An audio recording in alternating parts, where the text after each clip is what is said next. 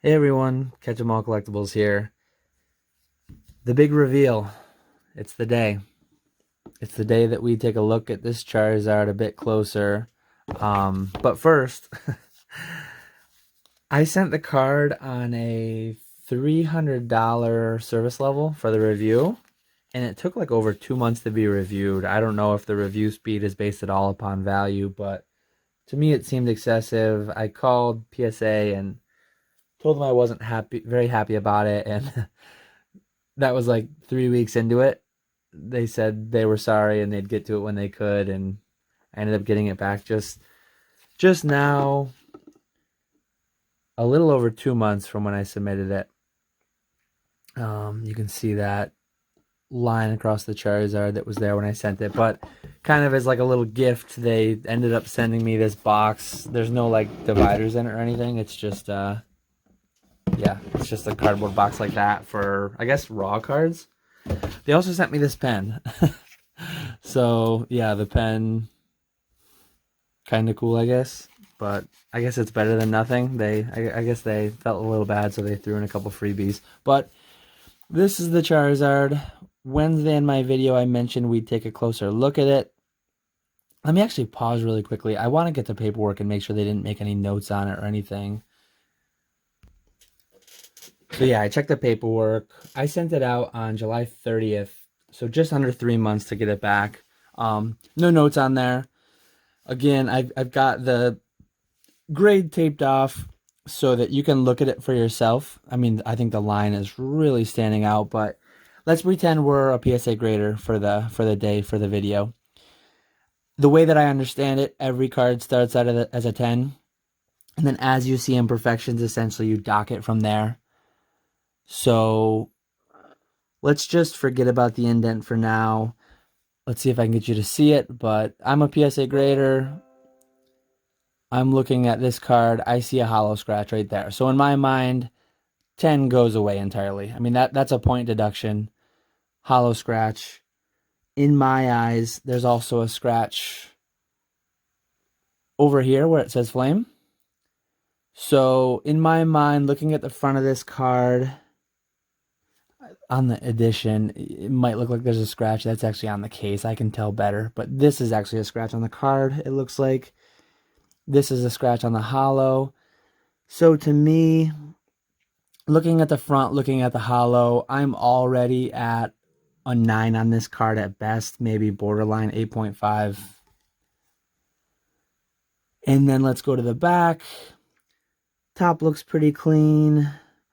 Left side, we get our first bit of whitening. That's, if it was that alone, I'd say the card could be a 10. So that's not like a full point deduction or anything. But when you see that there's more whitening there, and you see that there's, oh, let me see, a little bit of whitening on the corner,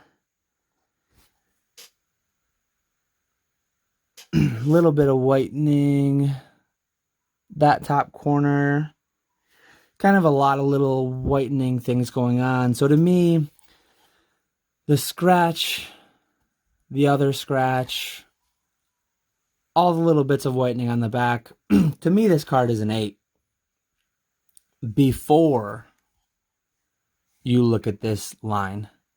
So what the graders said to me, sorry, I didn't talk to the grader.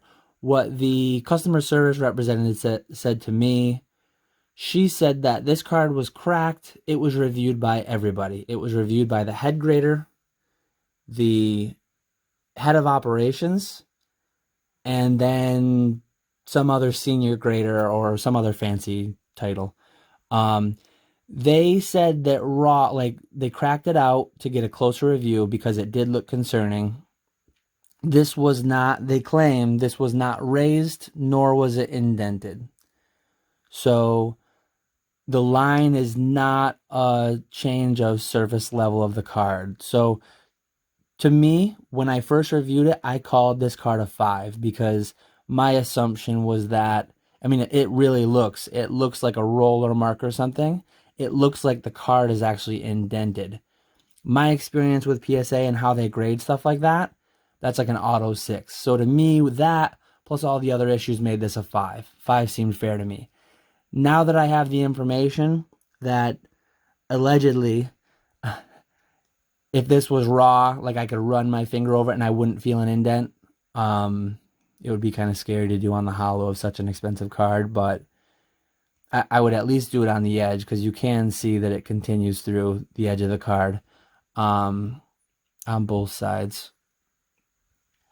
But yeah, they claim it's not an indent in any way. So to me, okay, it's not a 5 anymore. That's too harsh. But to me, everything else, that aside, makes it an 8 in my eyes. At best, it's a 7.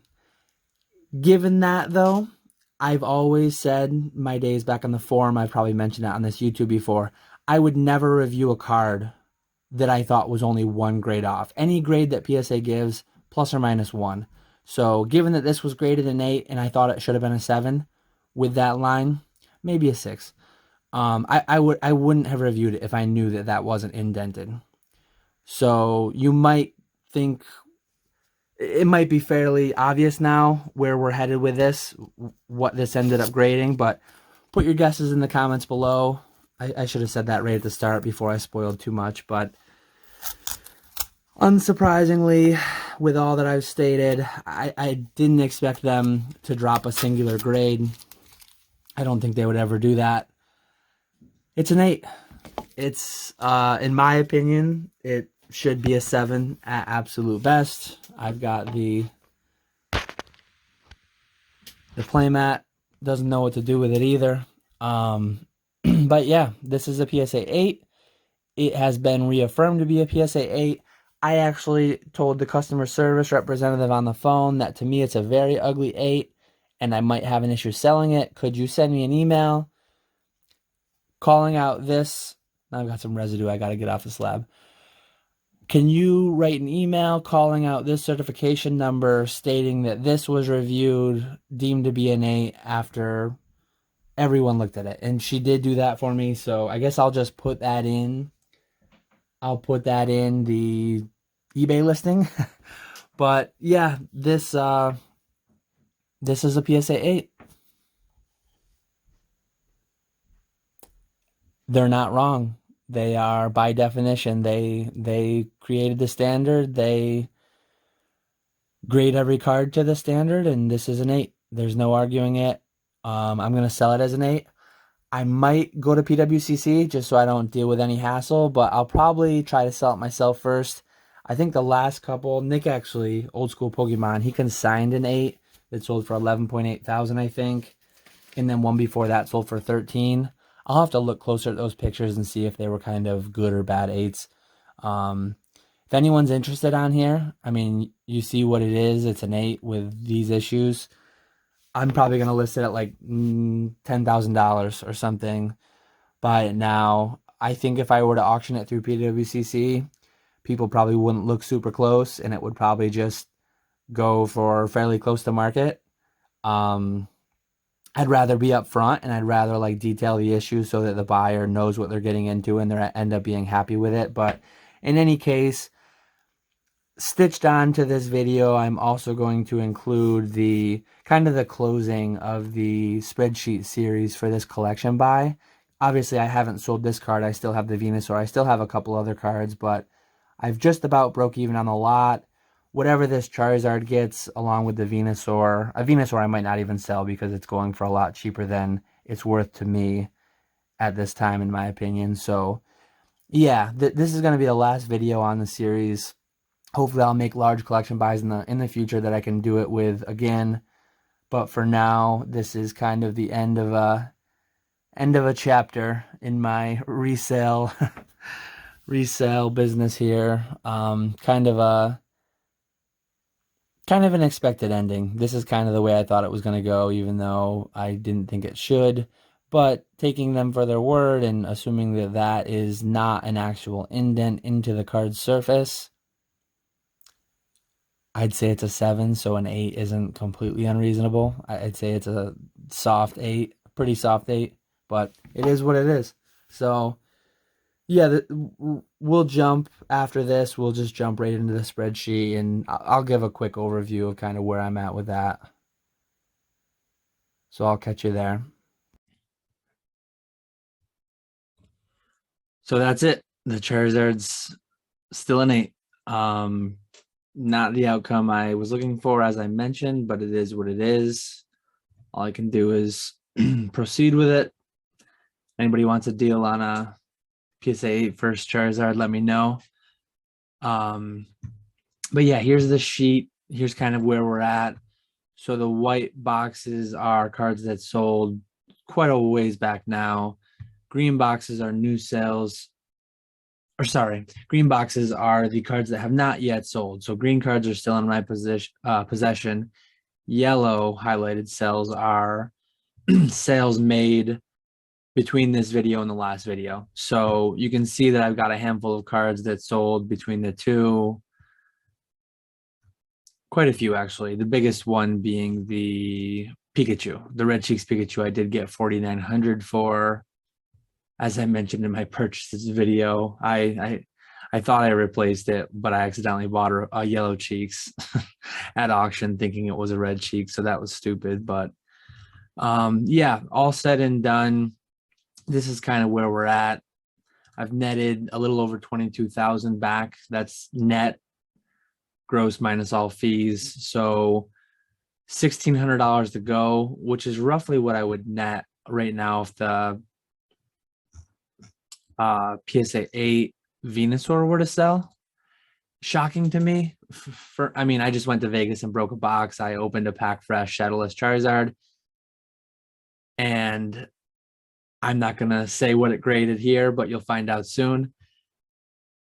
PSA 8s, PSA 9s, they're common out of packs. For what some of these PSA 9 holos are selling for a starter, big 3 PSA 8 Venusaur to only be listed for $2,000 and not be selling, kind of crazy to me. I probably won't go any lower there.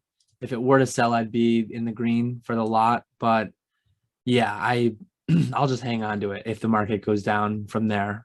My original list price was closer to like 2,500, I think, and things have just kind of drifted down. But yeah, I still have, if everything were to sell at list price, and in there I put Charizard at $99.99. If everything were to sell for full list price, I'd net about 12,000. Not everything's going to sell for full list price. I might throw the Charizard in an auction. Maybe it'll do better than 10,000. Maybe it'll do worse. Who knows? But either way, as I mentioned, this is going to be my last video on the topic. I thought about just auctioning off the remainder of everything to get like a final story, complete closure, but it's just good inventory to have. And honestly, some of these prices, I'd rather just hang on to them than auction them and sell some of these cards for 20 or 30 bucks potentially. It's just better to be in my store, and if the market picks back up, they'll sell. Maybe I'll adjust prices up if I have time to catch it. But if not, no worries. I don't mind hanging on to some base first edition inventory.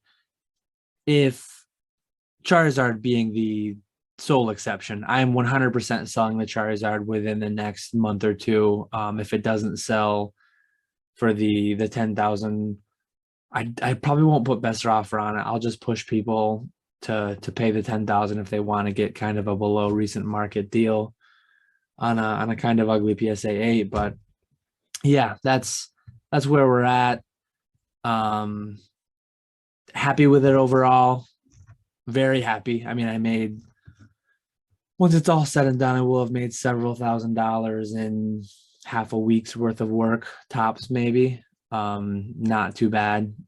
That's a solid hourly rate for me personally. Really rare to find a lot like this at this price, even though a monkey wrench kind of got thrown in and it didn't turn out to be as good as it could have been.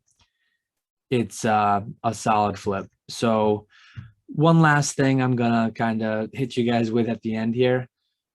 I'm using my laptop to record this, as I did buy like a separate camera. I don't know if we have any video tech type people out there, but I'm gonna switch from the integrated laptop camera. And it's weird because I'm using my laptop, but I have dual monitors set up. So got like 3 monitors in front of me with the laptop open. I do want to switch, but this is what I'm running into. So as far as I understand, I mean, I did buy a cheap camera, which was probably the wrong thing to do. I spent 30 bucks, well reviewed on Amazon. I've since ordered a better one, a Logitech, something or other, $80 range. Maybe that's too cheap too, but I don't think it has to do a little bit of research. I don't think this scrolling thing has anything to do with the camera because again, my laptop built-in camera is nothing special. As far as I understand, like I have LED lights in this room, in this office, and what you're seeing is an artifact of the scrolling shutter, the rolling shutter of the camera, and the LED, the way LEDs work, they're almost like a really fast strobe light. So yeah, the rolling shutter kind of capturing minute differences in lighting that our eyes can't detect, but the camera, it really messes with it. So I did try it. Let me see if I can pause quickly. Whatever. I tried it with only my ring light on, which I forgot to actually use for this video. But with the room lights off and the ring light on, yeah, let me just pause. So horrible shadows because the room lights are off and I just have this little ring light in front of me.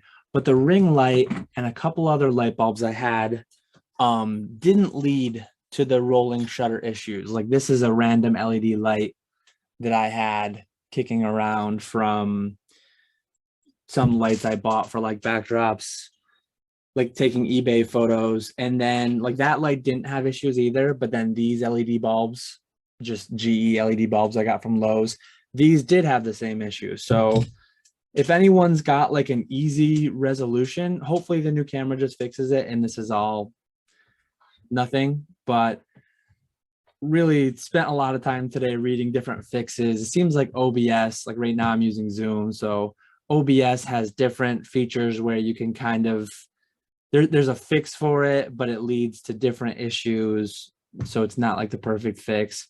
If I'm just doing something silly, if it's an easy fix, given all my research, I don't think it is. But yeah, any ideas, feel free to reach out, let me know.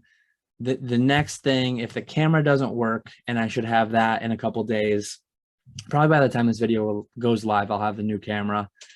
Next step would be changing the lights. It wouldn't be a huge ordeal to do that in this office. I did put in the ones that are in there currently. So if I need to just change from LED to incandescent or whatever, different style LED, I saw some anti-flicker LED lights that they sell. Sometimes flickering has to do with the power source though, and not the rolling shutter of the camera. It's a really, really strange thing. I guess it's a strange thing to throw into a Pokemon channel, but yeah, if anyone has any tips or ideas, feel free to reach out. I appreciate you all watching. Yeah, I think I covered everything for the video, so that's all I've got for today. I will catch you all later.